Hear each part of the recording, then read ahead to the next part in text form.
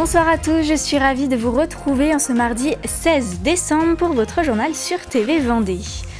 Au sommaire, ce soir, aux Herbiers, un grand loto partagé pour créer du lien entre les résidents de l'EHPAD Clairefontaine et les bénéficiaires de l'aide à domicile. À La Roche-sur-Yon, le jugement d'un vaste trafic illégal de civelles, 470 kilos écoulés et 4 prévenus condamnés à des peines de prison ferme. Et puis un voyage au cœur de la magie de Noël à bord du train du Père Noël proposé par l'association Le Chemin de Fer, un voyage d'1h45 au cœur du bocage vendéen. On ouvre ce journal aux Herbiers avec un moment de convivialité peu commun. À l'EHPAD Clairefontaine, une centaine de participants se sont retrouvés autour d'un grand loto partagé. Une première avec 69 lots offerts par les commerçants de la ville, un temps d'échange et de rencontres placé sous le signe du vivre ensemble. Anaïs Escalona s'est rendue sur place. Concentration, suspense et quelques jetons bien serrés dans la main. Dans la salle, les regards sont rivés sur les cartons, les numéros s'enchaînent et l'ambiance monte peu à peu. Ce rassemblement que l'on fait aujourd'hui, là, avec ce loto, c'est un moment de convivialité avec les gens que j'ai connus déjà à l'EHPAD, et puis ensuite avec les personnes qui les accompagnent, pour les aides-soignants, les infirmiers et tout. Donc je trouve que c'est une très très belle chose. Ici, résidents de l'EHPAD et bénéficiaires de l'aide à domicile jouent côte à côte. Un après-midi pensé pour créer du lien, partager un moment simple et surtout sortir de l'isolement. On arrive dans les fêtes, les personnes ne sortent plus trop, c'est vraiment isolé. On est dans un cadre avec le CRT au niveau des Herbiers. Les EHPAD ouvrent leurs portes au service d'aide. C'est vraiment un travail, on travaille tous ensemble en fait. C'est vraiment c'est l'ouverture. Nos bénéficiaires vont venir à l'EHPAD forcément un jour. Donc c'est bien de travailler tous ensemble et que tout le monde se retrouve. On a nos bénéficiaires qui étaient avant chez nous, chez Vivre à Dom, qui aujourd'hui sont à l'EHPAD et qui sont présents lors de ce loto. Cette initiative est aussi le fruit d'un travail commun entre les équipes, un partenariat qui permet de changer le regard sur ces lieux de vie. Parce qu'en fait, les personnes que nous accueillons dans les EHPAD ont été toutes à domicile avant. Et c'est important de faire connaître les EHPAD, de changer le regard, parce que parfois il y a beaucoup d'inquiétudes autour des EHPAD, que c'est des lieux où c'est triste, alors que ce n'est pas du tout la réalité. Il s'y place plein de belles choses. Et justement aujourd'hui, tellement de belles choses qu'ils ont convié des habitants de nos EHPAD à participer au loto et ils sont nombreux à être avec eux. Une première édition réussie. Face à l'enthousiasme et au travail commun, les équipes promettent un prochain loto chaque année. Et si l'intelligence artificielle pouvait améliorer le quotidien de nos aînés ? C'est la question posée par la FNADEPA Vendée, la Fédération nationale des associations de directeurs d'établissements et services pour personnes âgées. Professionnels du médico-social et fournisseurs étaient réunis pour découvrir des outils innovants.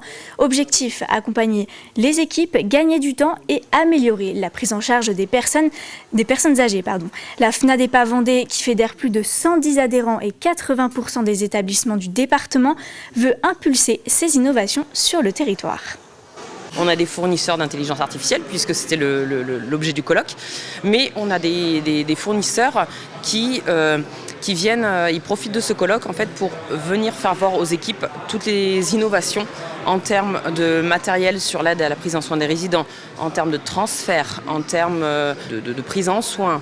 Ça peut être des logiciels de planning, ça peut être des portes d'entrée, des portes sécurisées pour les résidents, des portes coupe-feu. On balaye vraiment tout le matériel qui peut être présent dans un établissement pour personnes âgées ou dans un service ou même à domicile.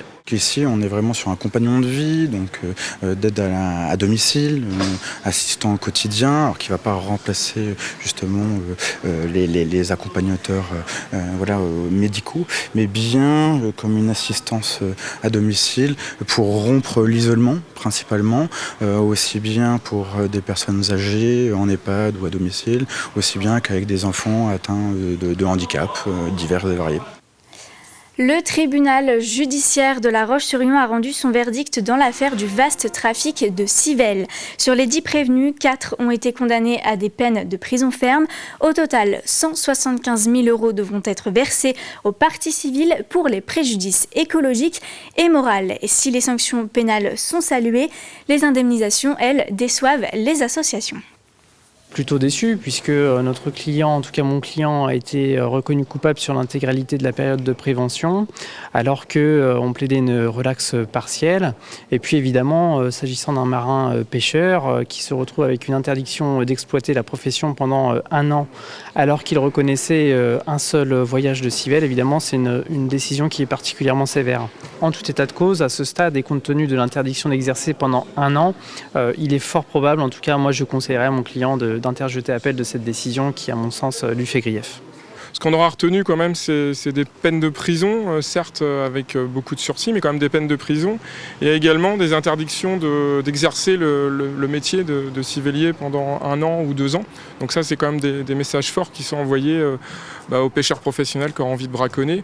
Surtout dans cette période où nous, les pêcheurs à la ligne, on ne sait pas encore à quelle sauce on va être mangé l'année prochaine par rapport à la pêche de l'anguille. Donc il y a quand même eu un petit message positif, mais on reste quand même globalement déçus au niveau de la partie civile sur les indemnisations. Faisons le point à présent sur la situation de l'influenza aviaire en Vendée. Hier matin, sur ce plateau, Florian Wozniak recevait Christophe Mourieras, directeur de la DDPP, et Jordi Bouanchot, vice-président de la Chambre d'agriculture. Ensemble, ils ont évoqué la gestion de cette crise sanitaire. Comment l'État et le monde agricole travaillent-ils main dans la main face à ces risques ? Voici un extrait de cet échange. On a passé une étape dure, on avait plusieurs cas par jour. Si on prend l'exemple de 2022 et des dernières années, on sait qu'à la fin de l'hiver, on atténue le nombre de cas. Mais là, on a eu encore un cas hier. Donc on évolue aussi notre façon de procéder en fonction de l'évolution de la maladie. On est obligé de s'adapter, c'est notre métier au quotidien, s'adapter. Et puis, on voit que les mesures qui sont prises sont quand même efficaces. On a l'historique de 2022, mais qu'il ne faut pas qu'on se repose sur nos acquis et que la vigilance, premièrement des éleveurs, qui sont en contact les premiers de leurs animaux, doit primer. Et puis, je tiens à le redire, c'est qu'on doit surtout se serrer les coudes, c'est-à-dire être atteint par une maladie aujourd'hui, ce n'est pas être un pestiféré. Je pense qu'on se doit collectivement de jouer le jeu, d'informer rapidement les services de l'État pour être réactif et essayer de sortir la tête haute, mais surtout sortir vite de ces périodes de crise. Et demain à 14h30, une réunion sur l'influenza aviaire a lieu en présence des services de l'État aux établières de La Roche-sur-Yon. Allez, on change d'ambiance, je vous emmène pour un trajet d'1h45 à travers le bocage vendéen à bord d'un train pas comme les autres, le train du Père Noël. Proposé pour la 3e année par l'association Le Chemin de Fer de Vendée, il plonge petits et grands dans la magie des fêtes et succès record d'ailleurs cette année, 1400 places vendues en seulement 48 heures. Louise Viagier est montée à bord pour nous faire vivre l'aventure. Préparez-vous à un voyage plein de surprises et peut-être de féerie. Le top départ du train du Père Noël est donné. À bord, une 60aine de personnes, dont beaucoup d'enfants. Alors le rôle de ce contrôleur est essentiel. C'est à la fois une période de féerique et de rêve, mais les gens ne sont pas conscients que c'est un vrai train. Donc on est obligé de faire attention pour eux. Le temps de profiter du Père Noël et la demi-heure de trajet est déjà passée. Les familles arrivent en gare de Chambretot. Du 10 au 21 décembre, plusieurs trains du Père Noël sont proposés et les 1400 places ont été vendues en 48 heures. Nous, dans notre activité quotidienne, régulière, on a les trains restaurants, on a les trains touristiques qui touchent plutôt une population touristique. Donc nous, on voudrait exister pour les gens du coin. Donc on sait que les trains thèmes, ça fédère. Nous, on croit fort au train du Père Noël qui est vraiment un produit qui fonctionne bien. Donc l'année prochaine, on a pour idée d'encore étendre notre activité, encore proposer quelque chose de différent et de plus important et de permettre d'accueillir encore plus de monde à cette occasion-là.